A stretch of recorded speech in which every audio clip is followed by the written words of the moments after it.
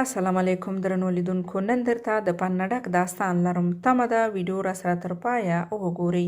یو بوډا چې تنها یې په کور کې شپې او ورځې سبا کولې، نو خپل هر اطاعت او عبادت یې الله تعالی ته په پوره اخلاص سره کوو. خپل 15 وخته لمونځ به یې په جماعت سره ادا کوو. هیڅ وخت به یې لمونځ په کور کې په تنهایي سره نه ادا کوو، بلکې هر ډول سره به یې ځان جومات ته د جماعت لپاره رسوو. یوه ورځ چې د ژمي یخ او باراني سهار و، نو بوډا غوښتل چې د سهار لمونځ د ادا کولو لپاره جومات ته ولاړ شي. کله چې بوډا تر نیمایي لارې پورې ورسېد، نو د بوډا پښه په خټو کې وښویېده او په ځمکه ولوېده او ټول کالي یې په خټو کې ککړ شو. بوډا په بیړه سره ځان کور ته ورسوه، پاک کالي یې واغوستل او اودس یې تازه کړ او بیرته د لمونځ ادا کولو لپاره د جومات په لور روان شو. خو په دوهم ځل هم تیاره وه او د بوډا پښه بیا هم په خټو کې وښویېده او بیا په ځمکه ولوېده او کالي یې په خټو ککړ شو.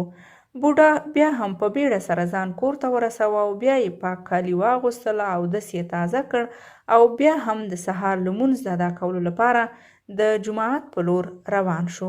په دریم ځل یو ځوان یې مخته راغلو او ورته یې وویل: دا څراغ له ځان سره واخله، تر څو چې په خټو کې دې پښه ونه ښویېږي او کالي دې ککړ نه شي. بوډا څراغ واخیسته او جومات ته یې ځان ورسوه. کله چې جومات ته ورسېده، نو بوډا د ځوان څخه مننه وکړه او ځوان ته یې وویل: لومړی ځل دی چې زه دې په دې کلي کې ګورم، آیا ته نوی راغلی دې کلي ته؟ ځوان ورته وویل چې زه شیطان یم او تا ته د انسان په څېره کې راغلی یم تر څو تا تر جوماته ورسوم.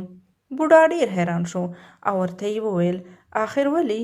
شیطان ورته وویل: کله چې ته په اول ځل په خټو کې ککړ شوې او بیرته د لمونځ لپاره ځان تیار کړو، نو الله تعالی ملایکو ته وویل چې د ده ګناهونه مې وبخل. تاسې شاهد اوسئ. په دوهم ځل چې کله بیا هم په خټو ککړ شوې او لمونځ ته دې ځان تیار کړ، نو الله تعالی ملایکو ته وویل چې د ده د کورنۍ ګناهونه مې معاف کړ. تاسې شاهد اوسئ.